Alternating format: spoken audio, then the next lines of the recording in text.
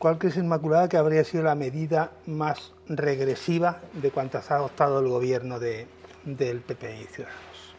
La más regresiva, probablemente, por el hondo calado que tiene, sea toda esta de la simplificación administrativa, que en realidad desmantela un sistema garantista para que haya según qué procedimientos que se atengan a lo que es lógico y razonable hacer. Ellos han vestido de simplificación lo que en realidad no ha sido tal, sino es un aligeramiento de controles, porque luego lo que sí que hubiera resultado de mucho beneficio para la gente hubiera sido una verdadera simplificación administrativa, pues, ¿qué digo yo?, para acceder a la ley de dependencia, ¿no? Para acceder a una ayuda de alquiler, para tramitar tu renta mínima de inserción. En todo ese tipo de trámites, el ciudadano o la ciudadana andaluza sigue enfrente de una maraña administrativa incomprensible. Pero ya se puede poner una hormigonera en cada esquina o hacer lo que no se debe donde no se debe con suma facilidad. Y esto es regresivo porque estamos hablando del suelo, estamos hablando del agua, estamos hablando del patrimonio, del natural y del arquitectónico, y eso tiene muchas consecuencias en el ámbito de lo económico, estamos hablando, y de lo medioambiental, claro. Y en cambio tengo la impresión como que eso no hubiera calado, digamos, en la opinión pública, o no estuviera en la agenda pública, o que la gente no le hiciera ese reproche que tú le estás haciendo. Parece que se ha vendido como simplificación administrativa, y no sé si la izquierda no ha dado bien el combate o el gobierno ha ganado esa batalla de la propaganda de que ese tipo de leyes no es falta de controles, sino simplificación administrativa, ¿no? Pero es que al final todas las cosas, para que tengan una respuesta social, sea de aceptación o sea de crítica, necesitan medirse en sus efectos. Y todo el entramado legislativo que ellos han tocado o que han echado a andar, todavía la gente no lo percibe en sus consecuencias. Hay cosas que son muy evidentes, pues si has despedido sanitarios, y esto todo el mundo lo entiende, y la situación de la sanidad pública, pues esto no hace falta explicarlo mucho. O sea, el deterioro de los servicios públicos, que era lo esperable de un gobierno de derecha, eso la gente lo ve cómo está el cole del crío, ve que hace mucho calor, que hay muchos niños, muchas niñas por clase, esto se ve. Pero eso no es regresivo, eso es lo que teníamos, pero mucho peor. Pero las medidas, las cargas de profundidad que han metido al sistema fiscal, al sistema económico, a la ordenación del territorio, todo eso no acaba traduciéndose en consecuencias hasta que no pasa un tiempo de su aplicación. Y entonces cuando la gente ya percibe que han sido lesivas. Al principio, bueno, pues te cuentan, pues vamos a quitar burocracia, pues quién no se apunta, ¿no? Claro. Luego cuando tú te das cuenta de que para lo que tú necesitas que te quiten burocracia no lo han hecho, pues ya es cuando...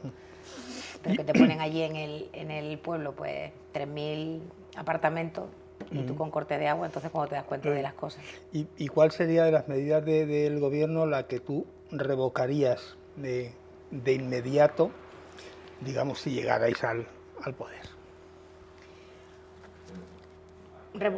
Revocar no se puede revocar ninguna, como sabes, pero desde luego habría que hacerle una modificación muy grande a la ley de sostenibilidad del territorio. O sea, lo que va a definir la próxima década en Andalucía va a ser el uso del suelo y el uso del agua, para el sector primario y también para los sectores en los que seamos capaces de fortalecer la economía porque vengan de la mano de los recursos extraordinarios europeos, ¿no? La capacitación tecnológica, la innovación, la industria agroalimentaria, pero para todo eso vamos a necesitar suelo y agua. Y la lista es una ley muy depredadora, que no tiene en cuenta esa armonía que necesitamos para que se consoliden sectores productivos nuevos y se garantice la viabilidad futura de sectores que ya son muy importantes para nuestra tierra. Sin agua, ni turismo, ni agricultura, ni ganadería. Y se te cae el 60% de tu Producto Interior Bruto, mal contado. Según eso, ¿la fama de moderado, de Moreno, es más propaganda que realidad? Sí, yo creo que Moreno es un hombre educado. Es un hombre educado de forma amable, pero sus políticas son muy radicales. Y además las ha hecho con plena conciencia de que tenía geometría en la Cámara para tomar decisiones distintas. De hecho, una de las primeras excusas que lanzó para justificar el adelanto fue: si tengo bloqueo parlamentario tengo que... Y no tenía bloqueo parlamentario, tuvo que buscar otra. Entonces, una persona en la forma amable, que eso se agradece, pero sus políticas tienen una carga muy negativa, hacen mucho daño. Es decir, lo que ha hecho con los servicios públicos yo creo que lo pone en evidencia. A la hoja de ruta del Partido Popular, que por otra parte pues la misma que aplica en otras comunidades autónomas. No iban a venir aquí a hacer otras cosas diferentes de las que ya han hecho en otros sitios. Privatizar los servicios públicos, debilitarlos, dejar en las cuadernas todo el entramado administrativo que al final necesitas para que funcione Andalucía. Y luego, bueno, la involución en derechos, que el teléfono de la violencia intrafamiliar y todas esas cosas que ha puesto sobre la mesa, que ha dado luz verde. ¿Cómo se explica entonces que con ese, digamos, panorama que tú dibujas, pues el electorado de izquierdas esté tan, bueno, pues tan poco movilizado, por lo menos hasta ahora? Yo creo que la profusión de encuestas que ha habido, más que mostrarnos una tendencia de la opinión, ha estado muy enfocada a modelar la opinión pública. De tal suerte que parece que hay una serie de gente que ha interiorizado que pase lo que pase, este señor va a ganar las elecciones. Va a ganar la derecha en cualquiera de sus combinaciones. Según eso, las encuestas son mentira. Según eso, las encuestas tienen un propósito. Y yo creo que es un propósito de desmovilización. Porque solo cuando la gente toma conciencia de que puede haber un vuelco, de que puede garantizar que estas políticas se paran en seco y que se le abre paso a un gobierno de progreso, es cuando la gente se activa. Entonces yo creo que una pata es esa. Y la otra, que no es menor, es que las fuerzas políticas de izquierda en la oposición somos bastante más responsables que las de derecha. En plena pandemia, mientras que la derecha le estaba tirando los fallecidos del COVID a la cara al gobierno de España en el Congreso de los Diputados, nosotros aquí estábamos lanzando un mensaje de serenidad, de amplificar los mensajes de las autoridades sanitarias y arreglando los 1000 líos que había informalmente. Solo hasta que no hubo vacuna y a esto se le empezó a ver un poquito el alivio y se disminuyó un poco el sufrimiento social, fue que empezamos ya sí a poner en evidencia en la tribuna, en el Parlamento, en la opinión pública, a través de los medios de comunicación, las fallas de la gestión. Y ahí mostramos bastante más integridad y, si me permite, bastante más moral y escrúpulos que la derecha. No quisimos rédito partidista del sufrimiento social. Eso ha contribuido también a amabilizar su imagen. Cambiando de tercio, la ruptura o la crisis que hubo en Adelante Andalucía, lo que era Adelante Andalucía, ¿cuánta factura electoral cree que os va a pasar? Yo creo que no lo va a hacer, porque las fuerzas políticas que estábamos en aquella coalición, y que el grueso lo conformábamos Izquierda Unida y Podemos, estamos en esta coalición, junto con más actores, que cualitativamente son importantes. Hemos recompuesto un espacio de la izquierda de transformación social en un acuerdo que en este momento es inédito en el conjunto del país. Y además eso respondía a una petición expresa de la gente, tanto de la que tenía un compromiso activo con nuestro espacio político como la de nuestro entorno, la de nuestros simpatizantes, porque a pesar del ruido y de la creciente apariencia de quiebra de la convivencia democrática, la mayor parte de la gente quiere diálogo, quiere consenso, quiere unidad y quiere espacios de colaboración. Entonces, en la medida en la que hemos respondido a esa petición, a ese mandato ciudadano, y que hemos sorteado no pocos obstáculos para hacerlo, y en la medida que esa unidad responde además a darle utilidad a la unidad y que mantiene la continuidad de quienes ya estábamos en la anterior saltando a esta, yo creo que no nos va a pasar factura. ¿Se tomó bien Juan Antonio Delgado que él no fuera el cabeza de lista y fueras tú? Sí, Juan Antonio es un muy buen compañero. Yo le conozco hace muchos años. De hecho, le conocí en una concentración porque había sido expedientado. Él estaba en la Asociación Unificada de la Guardia Civil y había estado defendiendo a sus compañeros y compañeras del cuerpo y le trajo consecuencias. y tuvimos una concentración de apoyo, le conocí y hace ya muchos años de esto. Y es un hombre cabal y es un hombre de equipo y de organización. Y hubo un consenso y está trabajando a tope. Y teníamos una relación afectuosa antes y la seguimos teniendo ahora.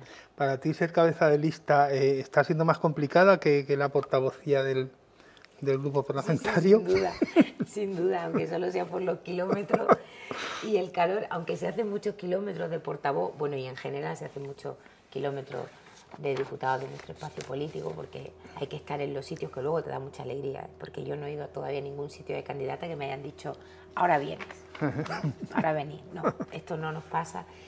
Y eso es un prurito y un orgullo de nuestra cultura política. Somos gente muy cansina y muy trabajadora, pero ser candidato tiene todo, una liturgia, un foco mediático, que es un poco abrumador para mí, que soy una persona tranquila y que, bueno, llevo el trabajo con otra calma que evidentemente es incompatible con una campaña de estas dimensiones. La marca que lidera Teresa Rodríguez se proclama andalucista. ¿Por Andalucía es también andalucista? Sí, nosotras, el análisis que hacemos del andalucismo es un andalucismo a grande. O sea, aparte del diagnóstico que tenemos compartido de la situación de Andalucía y de lo que nos parece que debieran ser las prioridades de un nuevo gobierno, de un gobierno de progreso y de un gobierno andalucista, es que precisamente eso, es que es un andalucismo para gobernar. No para el agravio, no para la melancolía, no para la crítica, para la oposición perfecta, es para hacer política útil. Y para que Andalucía no se deje los nudillos en puertas en Madrid, no esa voz de Andalucía en Madrid como que evoca un poco incluso a Rojas Marcos. No, es liderar procesos. ¿Cuál es todo? Porque Andalucía tiene capacidad de liderar y de ser protagónica en procesos muy importantes para el conjunto del país, para los retos de la financiación autonómica, para los retos de los fondos europeos. Hay tanto en la vertebración institucional como en la política y en la social, Andalucía tiene mucho que decir. Nosotros queremos ese liderazgo para Andalucía, explorando todas nuestras competencias, poniendo toda la carne en el asador, todos nuestros recursos. Entonces esto es un andalucismo de gobierno, de gestionar el poder andaluz, de recuperar la solvencia y la robustez de las instituciones democráticas andaluzas frente a ese decaimiento en el que la ha metido también la derecha, ¿no? Y esa relatividad de la utilidad del poder andaluz, que lo tiene todo. Lo tiene todo y se lo ganó nuestra gente además. Pero claro, para hacer políticas útiles, para lo que nosotros levantamos la bandera del andalucismo, para hacerle de utilidad a nuestra gente. No es un lema, no es una apelación emocional, es una vinculación a nuestra historia, es un hilo conductor, pero también es un futuro luminoso. Y eso lo da un gobierno. ¿Cuál dirías que es la propuesta estrella de vuestro programa electoral? Hay varias. Porque todo parte de un lema que ha popularizado la última oleada feminista, ¿no? Que es poner la vida en el centro, vidas dignas de ser vividas. Entonces yo creo que eso explica muy bien cómo se despliega todo el programa. Pero bueno, si hubiera que elegir una, que además es de estricta competencia autonómica, que probablemente sería la ley de contratación pública. Mueve la Junta no menos de 2.500 millones de euros al año en Andalucía, contratando bienes y servicios y contratando directa o indirectamente personas. Hacerlo bien, hacerlo con garantía de las condiciones de trabajo de la gente que está empleada en esos servicios, pero también con garantía de que se utilizan procesos que son más sostenibles, que se garantiza la igualdad en las plantillas y que se cumple con lo que se firma y que no se hacen cosas raras en las adjudicaciones. Es un salto cualitativo porque la Junta de Andalucía es la primera empleadora de Andalucía, la primera. Y por tanto, si hace las cosas bien y si todo el mundo entiende que para optar a un contrato de la Junta de Andalucía hay que hacer las cosas bien, le mete mucha potencia a que las empresas cuiden esas cosas, que ahora no se atienden cuando se contrata. Ahora se va a la oferta económicamente más rentable, que luego nos sale, como bien sabes, carísima. ¿La presencia o la entrada de Yolanda Díaz en campaña ha supuesto un poco un revulsivo, un punto de inflexión en vuestra campaña o no? Sí, estaba previsto así. Me preguntaban muchos sus compañeros antes del inicio de la campaña, pero Yolanda Díaz va a venir, y yo dije, sí, claro que va a hacer campaña. Claro que va a hacer campaña, nuestra compañera va a hacer campaña. Y claro que sí, porque Yolanda Díaz ejemplifica maravillosamente bien esto que estamos hablando de la utilidad de la política. Y ha tomado decisiones que le han traído alegría a las casas de familia. O sea, es que hay gente que llevaba 10 años encadenando contratos. Y eso es un obstáculo que no es menor para muchas cosas cotidianas, que hay gente que igual no lo valora porque no se ha visto en esa tesitura, ¿no? Pero para firmar un contrato de alquiler, para firmar una compra a plazo, para plantearte meterte en una hipoteca, o tú tienes una nómina fija, o ni te acerques al banco o a la financiera. Y esa tranquilidad, esa expectativa de poder tener un proyecto vital más estable, como digo, le ha dado mucha alegría a mucha gente la subida del salario mínimo interprofesional o el nuevo convenio para que las empleadas del hogar tengan derecho. Es decir, son cosas que ya no hay que explicar en un marco teórico, en el que alguien te puede decir, mira, pues tú eres muy buena gente, pero es que eso no se puede hacer. No. Es que ha hecho esas políticas, además ha dejado en evidencia a todo ese montón de gente que vaticinaba la hecatombe y el cierre y la quiebra del sistema económico. Me acuerdo con los ERTE, que decían, pues esto es respiración asistida para las empresas, cuando quiten los ERTE nos vamos a quedar con la deuda pública y con las empresas cerradas. Bueno, ahí estamos.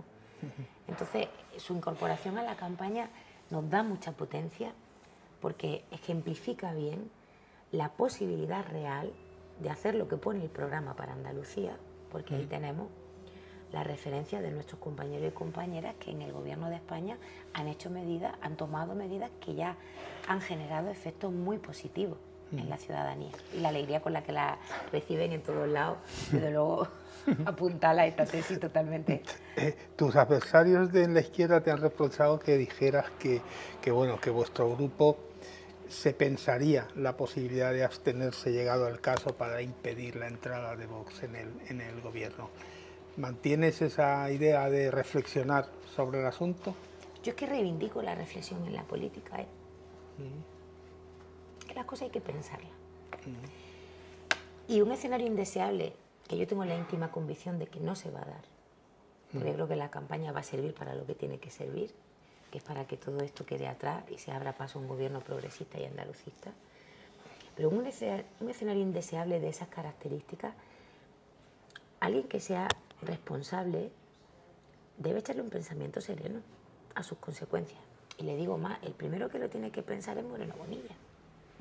¿Qué va a hacer Moreno Bonilla si se diera ese escenario? ¿Va a mantener la línea que ha marcado Feijóo y que inauguró él mismo, que le debe su presidencia a la extrema derecha, pero les va a meter en un consejo de gobierno como ha hecho su compañero Mañueco con Castilla y León?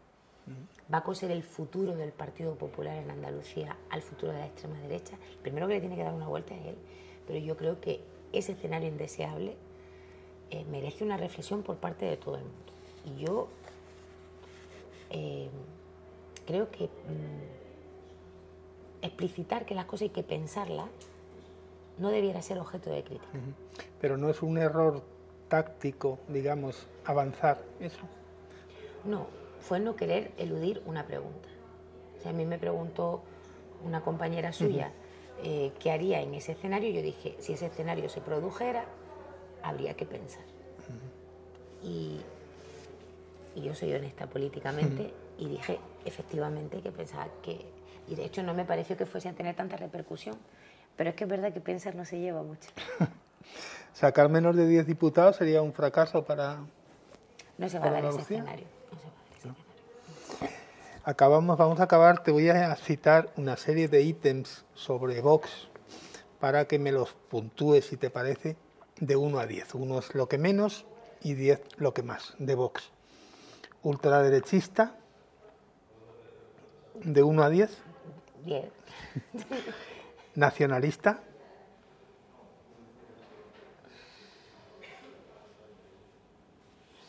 Sí, a lo mejor, no sé qué, así para poner un número de cosas tan complejas. Pero bueno, sí, a lo mejor, no sé, que le damos un 8, Antonio. Bueno. Neofascista. Igual la estética sí, ¿no? Pues sí, dale un 10 también. Neofranquista.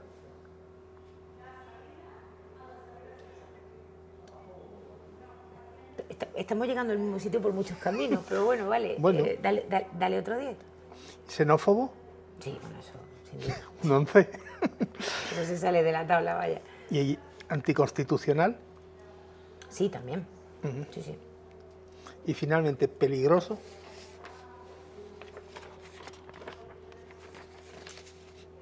No les querría dar yo ahí tanta importancia. Mejor. Listo por mi parte, ¿vale?